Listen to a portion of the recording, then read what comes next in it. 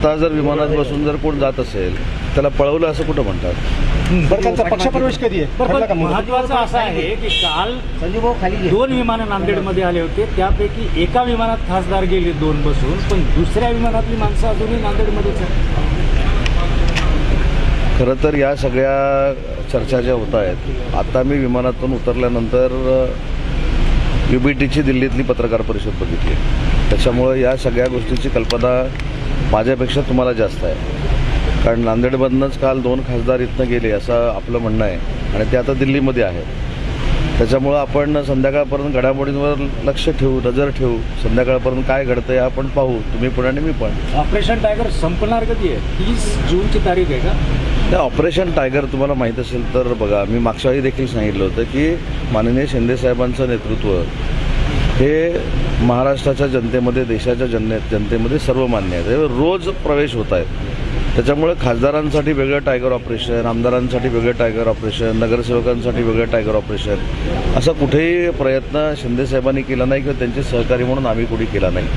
तर आता साहेब शिंदेसाहेब हे दिल्लीमध्ये आहेत हे काल तुमच्याच बातमीमधनं आम्हाला कळतं आहे. आता 2 खासदार इथनं, म्हणजे मी ज्या नांदेड विमानतळावर आलो त्या विमानतळावरनं कालच 2 खासदार हे दिल्लीला गेले, हे तुमच्याकडनंच मला कळलेलं आहे.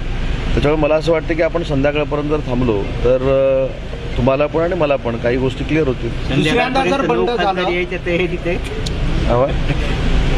जर बंड झालं तर महाराष्ट्रातील जनता खपून घेणार नाही असं वक्तव्य संजय राऊत यांनी. फार मोठा विनोद आहे तो, काय बोलायचं.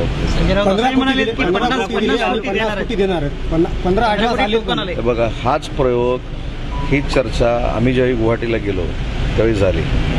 त्याच्यामध्ये आमदार साहेब होते, हे पण आमदार साहेब होते, हे होते, हे नव्यानं झाले. ठीक आहे, पण नव्यानं झाले ना, नव्यानं झाले की नाही? जर असं काय आम्ही केलं असतं तर पूर्ण जनतेनं जुने आमदार देखील निवडून दिले नसते आणि नवीन आमदार देखील निवडून आले नसते. त्याच्यामुळे आमचे कदम साहेब नव्यानं निवडून आले, याचा अर्थ शिंदे साहेबांवर महाराष्ट्रातल्या जनतेचा विश्वास आहे.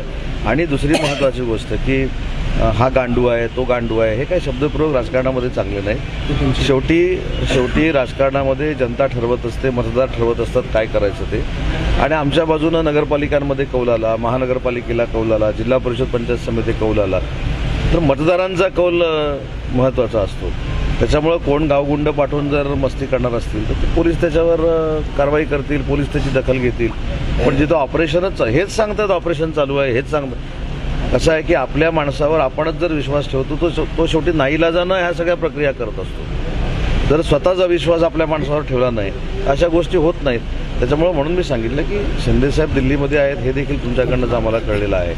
6 आमदार UBTच्या पत्रकार परिषदेला नाहीत हे तुमच्याकडनंच आम्हाला कळलेलं आहे. त्याच्यामुळे मला देखील उत्सुकता लागलेली आहे की संध्याकाळपर्यंत काय घडणार आहे. ओमराजे निंबाळकरांवर दबाव होता, तुमच्या बाजूने जर निकाल पाहिजे असेल तर आमच्याकडे या, असं वक्तव्य संजय राऊत यांनी केलं आहे. म्हणजे ज्युडिशरीवर त्यांनी एक लक्षात घ्या की संजय राऊत साहेबांचा हा स्वभाव आहे, ज्युडिशरीवर टीका करणं, त्याच्यानंतर निवडणूक आयोगावर टीका करणं, आमच्या सगळ्यांवर टीका करणं. मुद्दा असा राहतो, टीकेचं परिवर्तन मतामध्ये झालंय का? एवढ्या निवडणुका झाल्या, नगरपालिकेच्या निवडणुका झाल्या, खासदारकीच्या निवडणुका झाल्या, आमदारकीच्या निवडणुका झाल्या, याच्यामध्ये कुठेही या टीकेचं रूपांतर मतामध्ये झालेलं नाही. पण एक मात्र मी त्यांचं कौतुक काल पण केलं, आज देखील नांदेडमध्ये करतो की ते रोज बोलतायत म्हणून UBTचं अस्तित्व जाणवतंय. ते जर पत्रकार परिषद घ्यायची थांबले तर तुम्ही पण मला सांगा UBTचं अस्तित्व काय? त्याच्यामुळं UBTचं जे काय असेल ते अस्तित्व टिकवण्यामध्ये संजय राऊतांचा फार मोठा सिंहाचा वाटा आहे.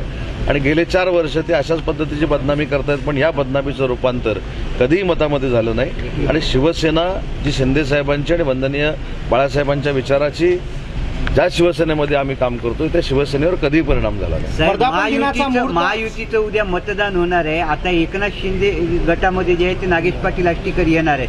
उद्या कृष्णा पाटील नांदेडमध्ये उमेदवार आहे. नेमकं आता या शिंदेच्या नगरसेवकांनी कोणाला मतदान करायचं? एक लक्षात ठेवा, महायुतीचे जे उमेदवार आहेत म्हणजे भारतीय जनता पार्टी, शिवसेना आणि राष्ट्रवादी काँग्रेस पार्टीचे जे उमेदवार आहेत त्यांनाच मतदान करावं असा आदेश माननीय एकनाथ शिंदे साहेबांचा आहे. त्याच्यामुळे अपक्षाला मतदान होण्याचा प्रश्न कृष्णा पाटील उभे आहेत ना. आता नावं मला माहीत नाहीत, मी एवढा अभ्यास कोणाचा केला नाही.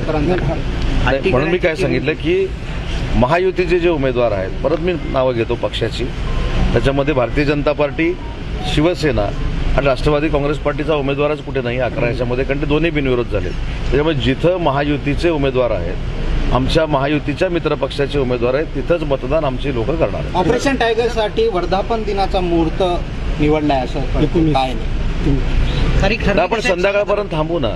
माझं असं म्हणणं आहे की मी तुम्हाला जेवढं कुतूहल आहे ना, त्याच्यापेक्षा दुपटीनं कुतूहल मला देखील आहे की संध्याकाळपर्यंत काय होणार आहे, उद्यापर्यंत काय होणार आहे, 19 तारखेला काय होणार आहे. त्याच्यामुळे ह्या सगळ्या गोष्टी जरा आपण वेळेवर काळावर सोडून देऊ. संध्याकाळी जाताना परत आपण बोलू. तुमच्याकडे काही आकडा वगैरे आहे का, किती खासदार आहेत अजून येणारे? तर एकूण टोटल युबीटीची आकडा 9च आहे, तर त्याच्यापेक्षा जास्त कसे येऊ शकतात. त्याच्यामुळं येण्यावर चर्चा झाली नाही, परंतु ते गैरहजर राहतील, ते गैरहजर राहून शिंदेसाहेबांच्या संपर्कात आहेत, ते शिंदेसाहेबांबरोबर जातील. हा अविश्वास 15 कोटीचा संबंध नाही, हा विश्वास दाखवल्यामुळंच, अविश्वास दाखवल्यामुळंच कदाचित हे 6 खासदार युबीटीच्या पत्रकार परिषदेला नसावे. दुसऱ्यांदा बंड होतंय उद्धव ठाकरेंच्या बद्दल का नाराजी असेल एवढी? हे बंड म्हणण्यापेक्षा एखाद्या पक्षामध्ये, एखाद्या संघटनेमध्ये अस्थिरता असेल, नेतेच भेटत नसतील, नेत्यांची संपर्कच होत नसेल, नेते पक्षाच्या पॉलिसीवर बोलत नसतील, धोरणाच्या पॉलिसीवर बोलत नसतील, जरी संघटना कमी झाली किंवा पक्षानं मतदारांनी आपल्याला कमी कौल दिला म्हणून मतदारांकडे पण दुर्लक्ष करायचे आणि जे निवडून आलेले आहेत त्यांच्याकडे पण दुर्लक्ष करायचं, हे 3.5-4 वर्षापूर्वी जे झालं तेच कदाचित आता होत असेल. म्हणून हे 6 खासदार कदाचित त्या पत्रकार परिषदेला उपस्थित नसतील.